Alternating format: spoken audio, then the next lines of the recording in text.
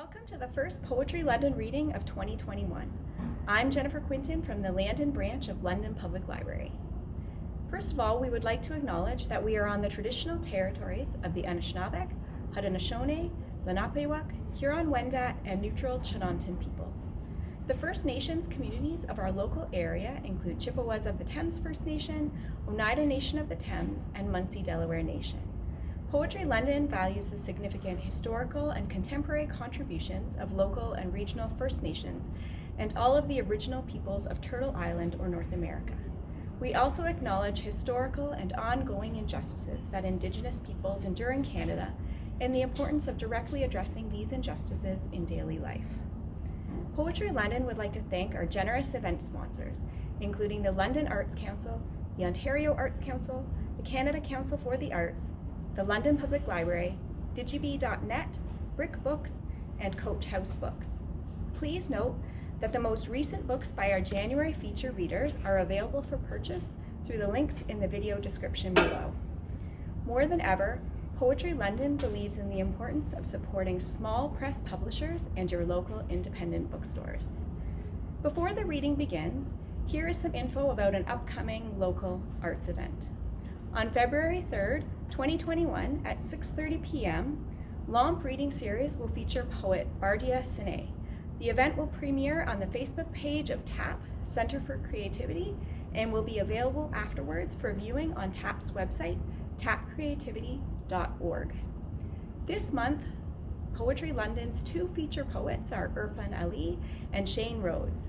They will be introduced by Brittany Renaud and Kevin Heslop, respectively. We are also very pleased to welcome our January local opener. Jenna Rose Sands is a Cree Anishinabek artist who is turning her emotional exhaustion over the current state of Indigenous affairs into informative zines that educate and question widespread prejudice regarding the Indigenous peoples. Focusing each zine on the experiences and stories of Indigenous people who have endured a multitude of atrocities committed by the Canadian government, Jenna Rose is able to pair words with dynamic mixed media works for a final result that is both powerful and visually engaging. An ongoing series, Jenna Rose is trying to change language and ideas around Indigenous issues one zine at a time. You can find her work at www.atrocitiesagainst-indigenous-canadians.com. Hello, my name is Jenna Rose Sands, and I'm a Cree Anishinabek writer and artist living in London, Ontario. I don't do a lot of poetry personally, but I do a lot of writing. And I've been asked to read a little bit of my writing, so I'm going to read you a bit from this piece that I just put out recently. I'm the creator of a zine series called Atrocities Against Indigenous Canadians for Dummies, and it explores various issues that Indigenous folks have endured and continue to endure. And it's more of an educational piece, but also ranty, opinion-based, fact-based, and just trying to educate people about Indigenous issues. So this one is about cultural appropriation. So I'm just going to read you the first little bit. You may see my cat wandering around. We're in our COVID finest. This is about as fancy as I can muster during this lockdown. Okay. I'm not a person that is particularly fond of using buzzwords. I remember when I was a teen, I would go to hardcore punk music shows, and all the guys would stand around, arms crossed, with their black t-shirts, tight jeans, and studded belts, talking about how awesome a band was, and that their songs were so melodic, just melodic. Every damn song was described as melodic, and therefore amazing. That word became so overused and lost any meaning for me that I didn't want to listen to any band that someone had described as being melodic simply because of the word. This happens to many words and ideas. The masses grasp onto trends, and a lot of the time, the initial meaning is lost in the fluff of social interaction. Sometimes this is good because it causes annoying words like melodic to die off. In other instances, important ideas and critical discussions are cheapened and lumped into the category of overused phrases, arguments, ideas, words without further important dialogue. This seems to me what happened with the idea of cultural appropriation. People really dislike discussing cultural appropriation. It's a hot topic, one side being upset it occurs, and the other side claiming, I'm not a racist, or alternatively, the following are also claimed. So these are phrases that when someone says that tell someone that they're being culturally appropriative of items, this is commonly what we hear. I'm just honoring your culture. What's the big deal? Ugh. You're not the only group of people that use blank. We can play ad-libs. Insert popular boho item derived from another culture that's being used as a way to show your uniqueness or connection to the earth or something in that blank. That's not the way we meant it. You're twisting my intentions. Something about the road to hell being paved with good intentions, yeah. Suddenly became common for folks to step up and call out cultural appropriation where it occurred and cancel folks, events, corporations over their actions. Most people on the receiving end of a call out get their backs up, and rather than sitting down and having a solid dialogue about the whys and hows, the above phrases are used in defense of their actions. What was a term that was meant to empower and create dialogue about change became an ineffective phrase in discussions about racism, colonization, and systemic oppression. This issue is complex because do I immediately feel an act of cultural appropriation makes a person racist? No, I don't. Do I think that people who defend their actions of appropriating minority cultural practices are wackadoo? Sure do. So what are we trying to figure out in all of these discussions and hullabaloo? Are we, the minorities, too sensitive? Are we snowflakes? Or are the people on the other side of the coin ignorant and disrespectful? If you've been reading along with this zine series, you are likely well aware of a small fragment of what Indigenous people in Canada have had to endure in our collective history.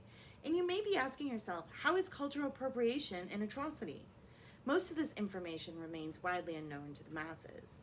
Humans generally shy away from things that are sad and embarrassing, especially if they feel they have some level of connection to the offense. The urge to push back on something that makes us feel bad about ourselves is quite strong.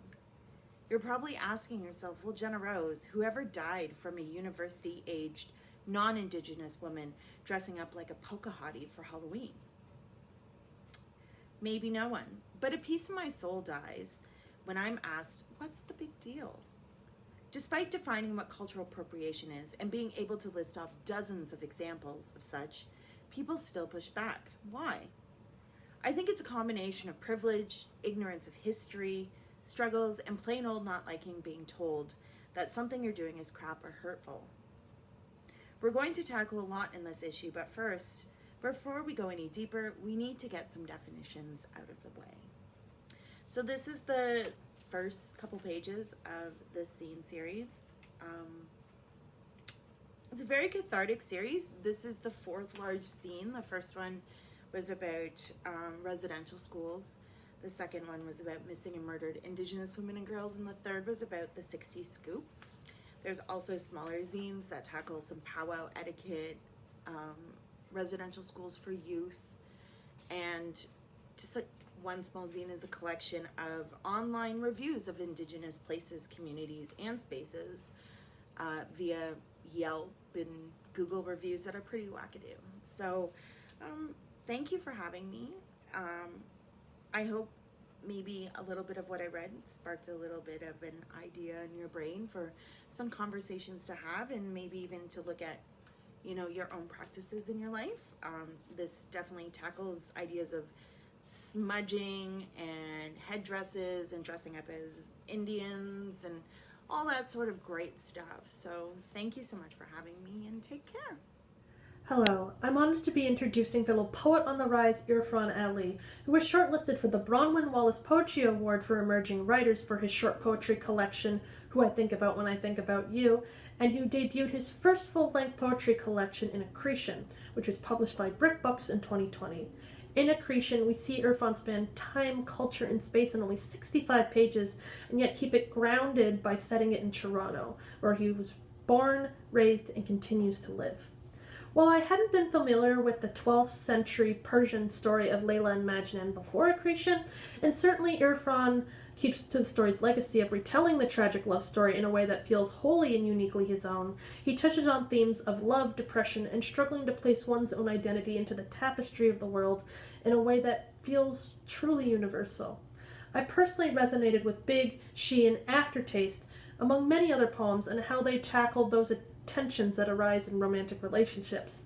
In poems like Mother, The Flaw in Drinking Zamzam Water in Regent Park, we see the speaker trying to reflect on their own personal perception of themselves through the lens of their parents and their culture, and Gravity, Staring at the Sun, and Vision in the Sands, especially Part 5, The Sad Thing, pushes those tensions even farther, and I found myself relating on my own experiences with bad mental health days.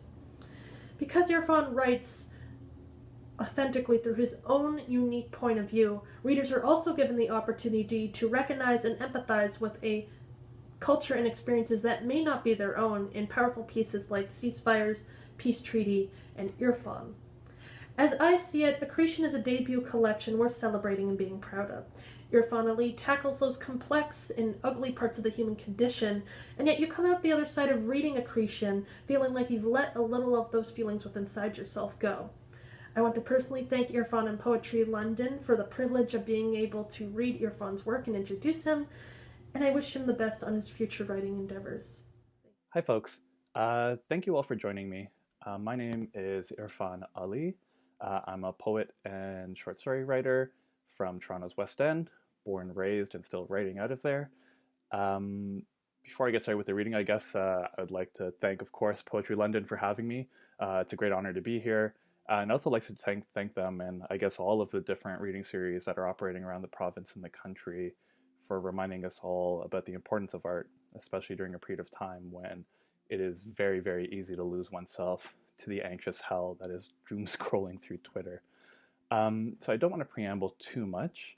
I'm going to be reading from my first collection of poetry, Accretion, which was published by Brick Books in spring of 2020. And just a little bit about the collection. It is a persistent narrative, largely autobiographical, that tells the story of a particularly destructive and harrowing time of my life, and also the recovery from that period of time. And because it is a persistent narrative, a kind of verse novel, the selection of poems I'm going to read, I'm going to try to select a number of poems that maintain that narrative arc, which I may or may not be successful at. But without further ado, I think I'll get started right into the reading. Thank you again for joining me.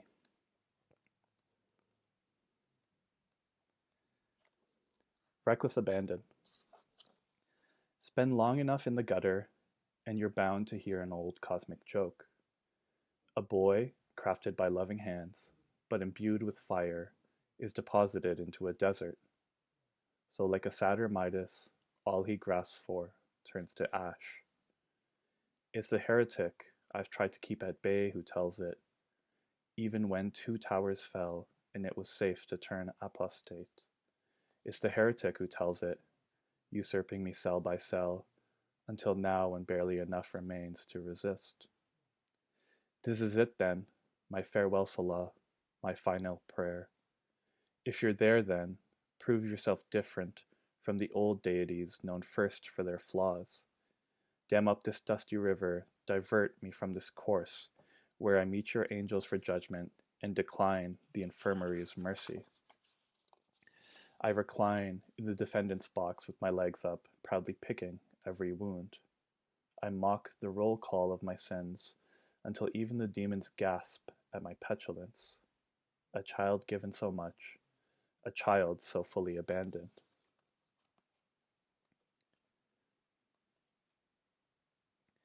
Song for my sisters. You were 2, I think, only beings in this world, but women in another, who were to be the coaches through my clumsy games, or the mortar binding tradition to honor. Love is an unbreachable mass, Mama taught me. It's only moved from one place to another, and you'd both already taken root. To be part sister in a brother's body is a special kind of cruelty, but in a world already burning with what it means to be a man, maybe that is the only mercy. Let's keep going. I'm going to start with, I guess, what is considered the narrative proper of the collection.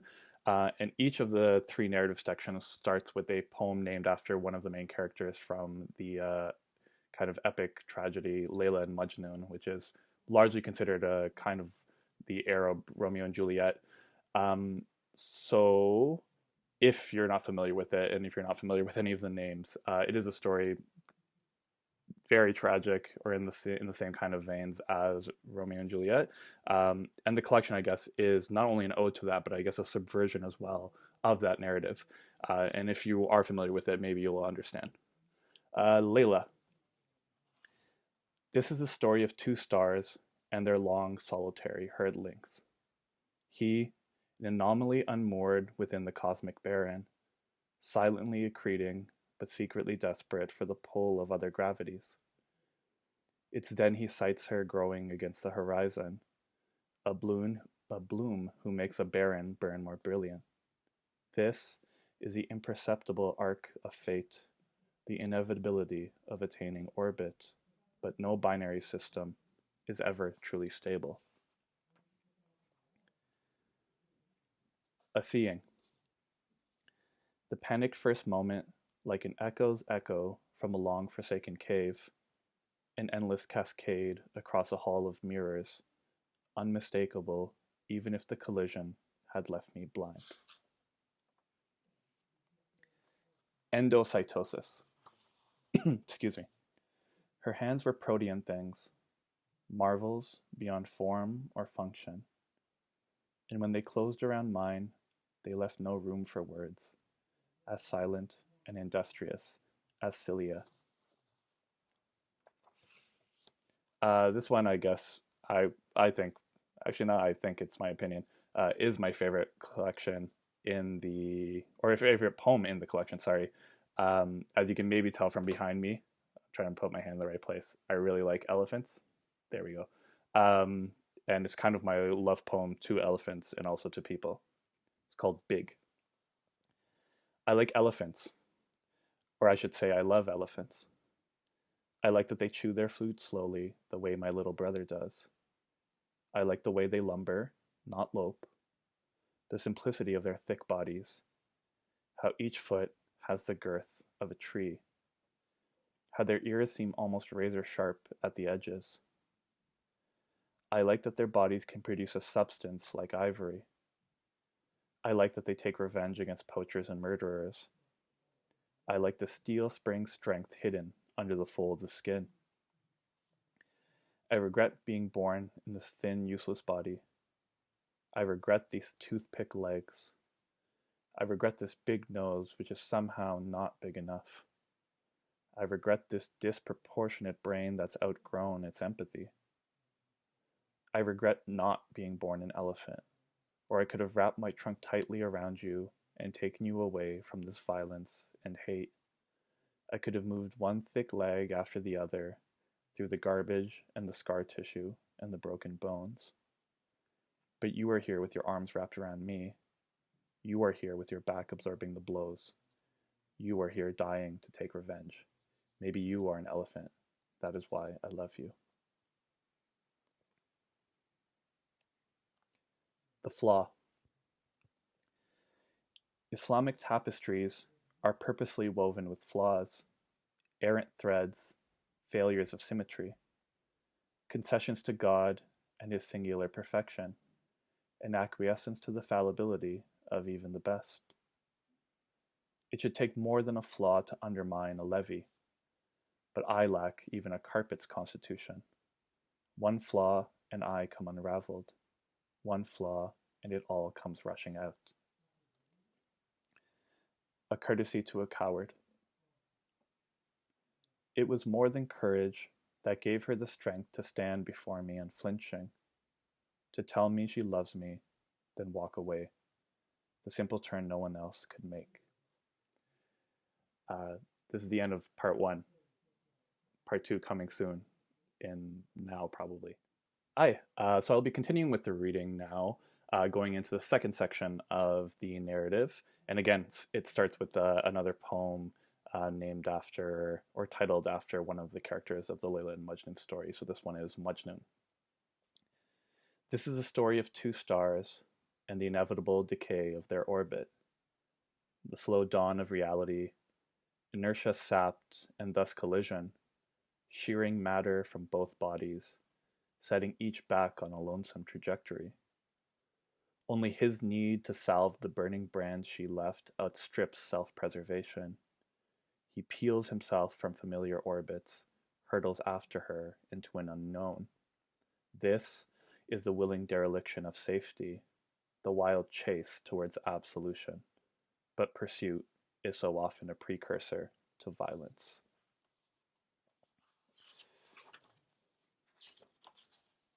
Aftertaste. You darted between speeding cars, danced on the edge of 40-foot drops, pirouetted and twirled from police batons. You forced my fingers deep into this worried mouth, acrid from the taste of 10 half-chewed nails. I was too scared to catch you when you finally fell. I scrape and scrape, but that bitter flavor still makes me choke. Everyone else tastes safe. Doubt. It is hydra of proliferating heads, forest seeding so fast it outpaces the burn. Each branch bends with the same question. Did she ever really love you? Does anyone? And this is the final section of the narrative. Ibn Salam, who is the third character in our story here and in the story of Layla and Majnun. Ibn Salam. This is a story of two stars and the ever-present third, whose collision with Layla first sent her hurtling into Majnun's arms, the third to whom she was always fated to return. This is a surrender to grief, the ignition of a much greater madness. Only this Layla wasn't taken by a cruel cosmic whim. She escaped of her own volition. Gravity. An insignificant thing lacks the needed weight to attract. Lost state, it will barely inspire a reaction. An insignificant thing will always try to accrete, even if hate is the only available mass. Let it build until you collapse alone beneath your own weight. Then for a moment, you will become a fire on the horizon, beautiful and impossible to ignore. Staring at the sun. The pupil can only contract so much before it shuts forever. The phantom will remain long after you blink. They tell you not to stare because all foolish stares eventually beget tragedy. Because pride has always been deadlier than poison. What they don't tell you is that the deepest crevices were never meant to be illuminated. They don't tell you that one day we will all beg mercy from the burning blade of memory. The eyes themselves will become supplicants. They will strain for any release. And I'm going to skip over the climax of the narrative. If you want to read it, please purchase the book, brickbooks.ca / I don't know exactly where, but it's on brickbooks.ca. So please go and buy it. I would be very appreciative. I'm just going to get into the last section, which is kind of mirror to the first, and I'll just read a few poems from it. Let's see. Song My Sisters Sing Me. Cacophony will always rule here. That I know won't change. Only now the demon head lies cradled in loving hands, and your voices ring the loudest back across the lake. Death of Cain. Cain died at the end of all attempts to master the laws of reaction. Cain fell from the sky on the thrust of his envy. Cain died on a day just like this. As death neared, he noticed the fire he wielded like a torturer's tool was, in the end, intended for him. Cain died today with gratitude on his lips for every star whose passing gravity aligned him to this final collision. And even as he burned up through his last descent, he didn't doubt the wisdom. A boy enslaved by his own nature immolates himself, then somehow finds his way back. And show how much time I got. I got a little bit. Let me do one more short piece and then the final one from the collection. This one is called Moms. I never went past the precipice. I was standing there forever. I thought I was trying to spare you from terror, but that mercy was yours. The cord never truly severed. And this is the last poem of the collection, and the last poem I'll read today, of course. Arrival. There is the smallest of sounds, like a beetle's clicking mandibles, a plain breeze from the backyard. The mirror shifts a fraction of a fraction, and in its new light I look, and for the first time see both elephant and insect are myself. The beauty of the cicada song, the cockroach's unbreakable will. I see family, fraternity, all creation, love, God, too powerful for a self to overcome.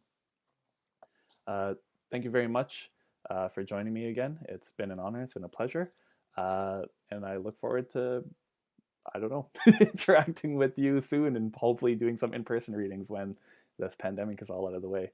Thank you very much. Take care. Third-generation settler from Treaty 6 territory, poet Shane Rhodes was born in 1973 and named after the best-selling Western novel turned Academy Award-winning film Shane. I come from a long line of alcoholics, farmers, and ranchers, he writes. Growing up a white settler in the West means I lived most of my life in an imaginary landscape that hovered above the real.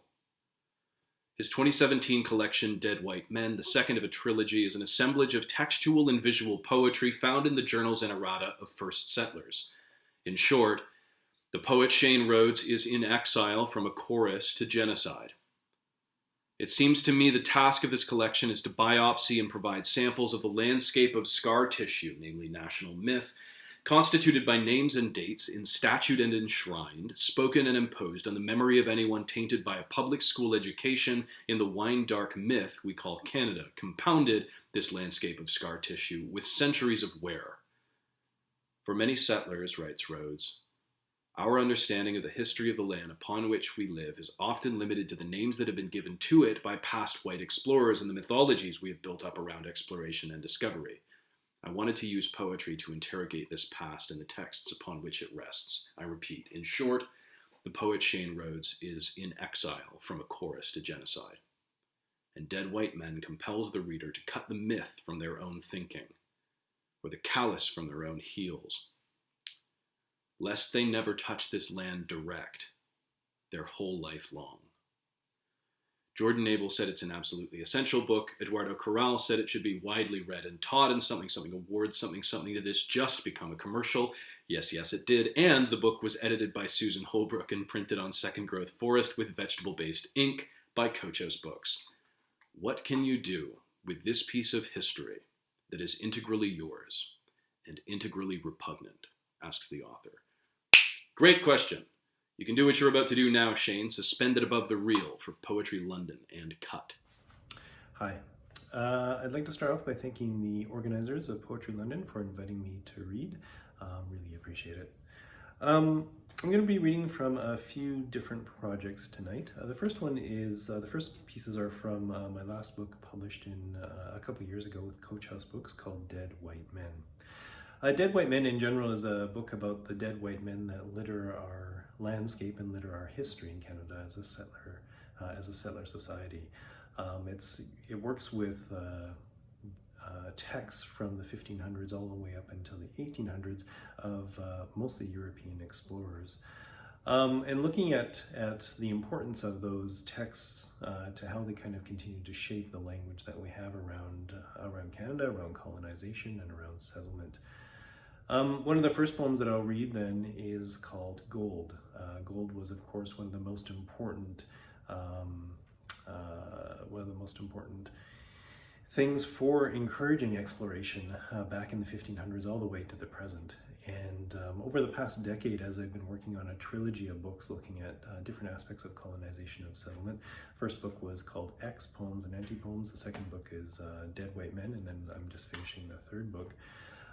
Gold has always been a key element of all the narratives that I've been taking a look at, and all the way to the present. And so this poem kind of brings together a bunch of excerpts and poetry from that I've created out of those explorations over the past few years. And so you'll notice a bunch of different registers in this, in terms of older language, in terms of words coming from different places, even all the way up to present day. And one of the biggest environmental catastrophes here in Canada, and that was the failure of the Mount Polly tailings pond a few years ago. So that's those are the compositional pieces that go into this poem, Gold.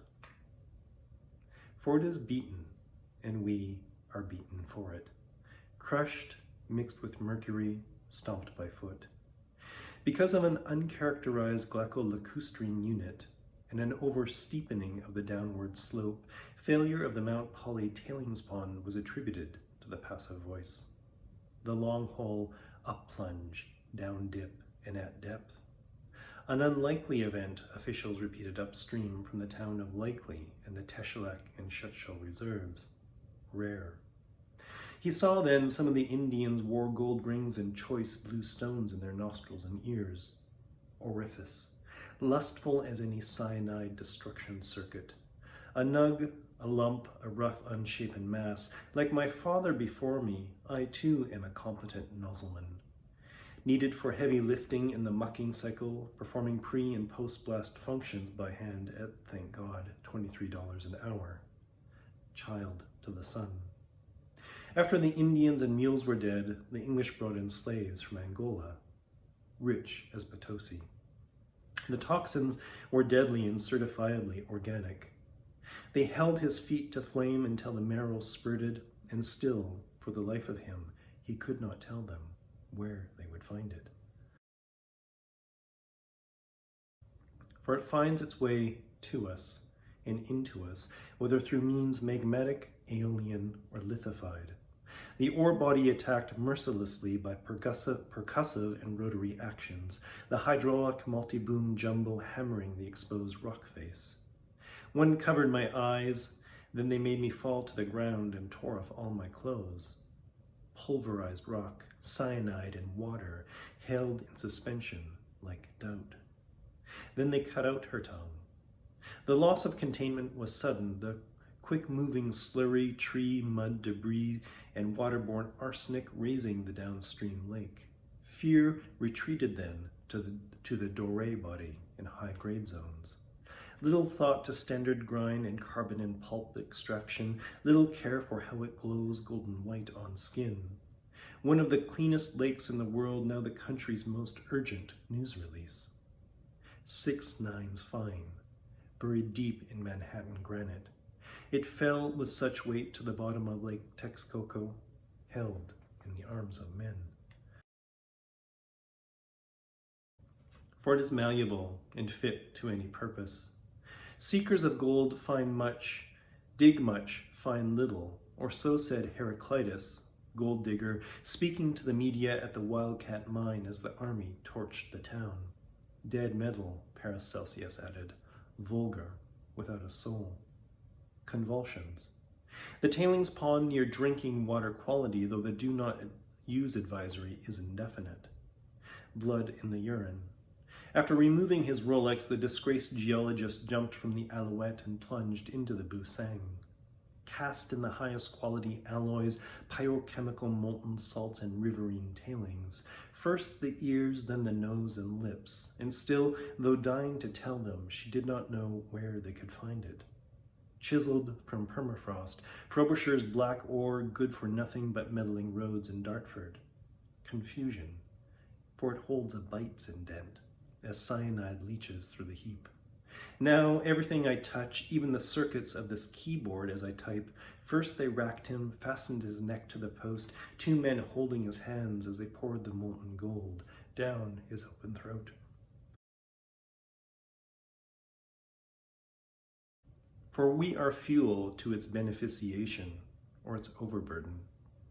At the edges you can see how Rembrandt applied gold leaf, then buried it beneath coat after coat of oil paint, through which now shines a golden sheen. The underhand cut and fill. Pounded for days between animal skins, then brushed on wet gesso, 1 metric ton of Mexican gold to gild the Cathedral de Santa Maria de la Sede, burnished with dog teeth. After the second tower fell, his first thought was not pity for those who had died, fear it would happen again, or anger at those who had done it, but buy gold, tender, barely legal, a safe haven in this uncertain future. Hushing and booming, they pried crowns from the dead for the Department of Economy and Administration. Brushed with gold dust, she raised her arms high above the rising lake. Infinitely fungible. The company remains committed to rehabilitating the affected zones. Since no human could need so much, the Aztec assumed the horses ate it.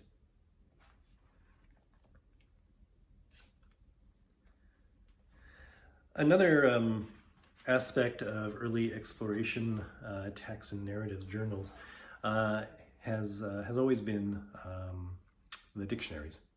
In early explorer narratives, of course, when early European explorers were interacting with indigenous populations in the New World, there would always be the need to write a dictionary of equivalency so that they could actually communicate and translate words.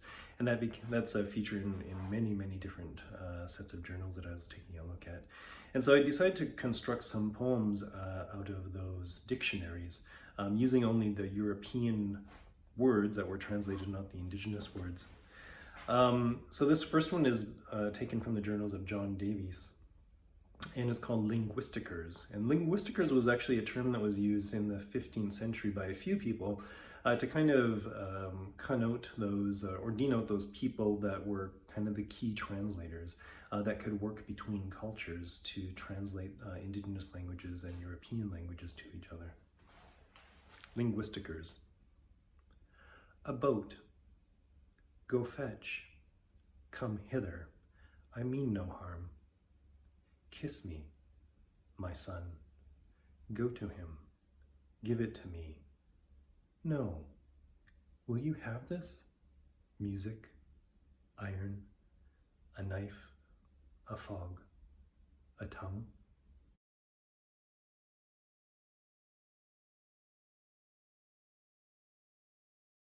There's another poem built with a dictionary taken from the journals of Jacques Cartier. His journals were originally in French and then translated into Italian and then translated into English based upon the Italian translation. And so this poem uses all 3 versions of those journals. Language of the land newly discovered. The sky, le terre, the sun. The wind, il mare, the waves of the sea. La neige, someone is dead. Look at me. Where do you come from? Il le perdu. Where is he gone? Let us go to the boat. Give me a knife, un hachot, a bow. Mio fratello, that is worthless. My sister, sing, laugh, cry, dance, my friend, run. The last poem I'm going to read from Dead White Men is called Naming It, and it's taken from the journals of James Cook. Dead White Men is composed of kind of 2 sections. The last section looks at an important event back, one of the most important scientific explorations back in 1769 to measure the transit of Venus. And so there were expeditions that were sent to northern Canada and expeditions that were sent around the world, including to Tahiti, which was probably the most famous one because that was James Cook, and he went on to discover Australia after measuring the transit of Venus in Tahiti. So I've got a section of the book that works with all these different sets of journals from the explorers in Canada's North and James Cook's journals as well. And at the same time, I built this poem from the later part of his journals just because it's one of the key activities of early explorers, of course, is naming, coming upon new land and naming it as if it were their own. And Cook, of course, was no different. And so these are the names that he gave to land when he came to Australia. And actually, I wrote this while I was in Australia as a writer-in-residence there a few years ago in Brisbane. Naming it. At the masthead, the officer called out that he saw land, which I named New Island because it was not laid down in any chart. And I hoisted an English jack and took possession in the name of His Britannic Majesty, calling them by the same names as the natives do, which was their idea of the sound of the name of Poverty Bay, which I named because it afforded us no one thing we wanted. So I named it Young Nick's Head after the boy who first saw it, and Blank on account of its shape and figure, and Cape Kidnapper, for 2 or 3 paid for this daring attempt with their lives, in honor of which I have named it Hicks Bay because he was the first who discovered it, and we did not learn the natives had any name for this river of mangroves, which after displaying the English colours I took formal possession of in the name of His Majesty, and named the river Thames, which occasioned my giving it the name of Bream Bay in honour of Point Peacock. After this they began to pelt us with stones. So I called it Cape Turnagain because here we returned to Doubtless Bay, which I am confident was never seen or visited by any European before us, so I named it in honour of the Union Jack, and drank His Majesty's health in a bottle of wine, and gave the empty to a native, with which he was highly pleased, for which I have named them the Traps, because they lay to catch unwary strangers, like the Ramhead, this point going into Plymouth Sound, on which account I called it Cape Farewell, for reasons which will be given in their proper place, and be known on the chart by the name of Blind Bay, or Cape St. George, we having discovered it on that saint's day. And on account of the new plants collected in this place, I gave it the name of Botany Bay, when I caused the English colours to be displayed and an inscription to be cut upon a tree, setting forth the ship's name, date, etc., which occasioned my giving it the name of Point Danger above False Bay, overlooking the islands of Direction, with Cape Upstart in the distance, and Mount Warning, which very much resembles glass houses, which occasioned my giving them that name.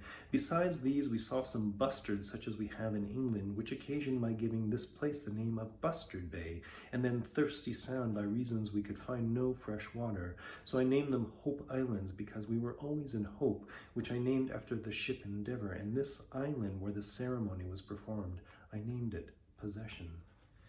The second half of the reading, I'm going to read from new material, a new project called It's Here, All the Beauty I Told You About. As I said, this is the last book in a trilogy of books looking at different aspects of colonization and settlement in North America. Previous books looking at different texts from the post-Confederation treaties to exploration narratives from the 15th century onward. And this book looks at something altogether different. It looks at Westerns, and specifically the Western Shane, written by Jack Schaefer in the 1940s and made into an Academy Award-winning film in the 1950s. It's considered the best Western ever written. It's certainly the most popular Western ever written, and many movies have since kind of copied its plot. It's the book after which I was named. So in this project, I'm kind of creating poems out of Shane. I'm cutting poems out, and then I've got and different ways of incorporating that book into this new book and rewriting it. So I'm going to overlay some images from that project onto this reading as well. And then I've got longer narrative pieces or lyrical pieces that go along with those found poems. So there'll just be a number of kind of narrative poems that will be going along with images that you'll see. Why so caught up with a name? Months ago, my partner and I named our newborn daughter as my mother had named me. It was the one bit of control I felt in a birth wildly out of my hands, out of my body. Out of nothing, out of 56 hours of labor, out of months of worry and genetic testing, out of a life so much easier than my mother's, we conjured our daughter, and she became. There is power in a name. Shane, A novel with a proper name as a title takes place just after the orgy of naming on the northern plains had largely been completed. One by one, they cut and cut. They erased and erased, and then they began to rename. To bear a body, that burden, is to bear a name, that fruit. During the birth, my partner's labia stretched thinner and thinner as our daughter's black hair emerged. The name for this, being pushed through the vulval opening, is crowning. I remember the nurse saying it as I held my partner's leg pointlessly in the air. The word was only added to the Oxford English Dictionary in 2007, along with warhammer, sleeper cell, and dime bag, though first used in The Accomplished Midwife in 1673. The crowning of a sovereign lasts as long as their rule, yet the crowning of an infant is seen as much more momentary, a word for that painful space between birth and being born. But seeing my daughter emerge centimeter by centimeter, with every heave and contraction the shock of wet black hair, I realized that, though she may have just been passing through, the crowning, an ornamental fillet, a wreath, a chaplet, was permanent, something that connected her to all the women before her, just as they connected to me.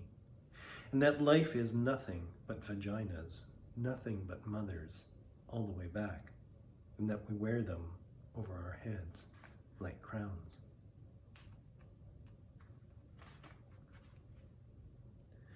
My art is a broken thing, marked up, yellowing, cut, rendered, and knit back together from the scraps. As my grandmother got older, she thought she was pouring in and on a boat steaming across the North Atlantic. Every time I visited her in long-term care, she was packing a bag for the journey, celery and light bulbs wrapped in stockings. Even though her names for things had mostly unraveled in the dementia I now see in my mother, she was still able to knit. Her last sweaters used every scrap of wool she had saved, and having lived through the wars, she saved everything. Blues, blacks, pinks, yellows, and browns, wools, synthetics, and even pieces of ribbon and twine knit together in chaotic static. No one could wear them. They were masterpieces of decay. Over the past decade, I've collected used copies of Shane by the dozen. They sit beside my writing table in precarious stacks. This is a story about the Old West printed on pulp from forests of the New World. I'm sick of clean books with their clear-cut white and monoculture margins, and have only been interested in collecting the most abused copies of Shane I can find. These are copies already brown with age, each with its unique odor of glue, molding paper, and carcinogenic dust. Many have annotations penned along the margins and over the text, handwritten notes and underlines of emphasis from high school students, bored or enthralled by the latest reading assignment. Some copies are barely legible, as if overgrown by weeds. But they set up a conversation and trace a history of reading, almost always more interesting than the story alone. A wandering cowboy, Shane, roams over land free of fence lines, blind to any title, owners, or ownership.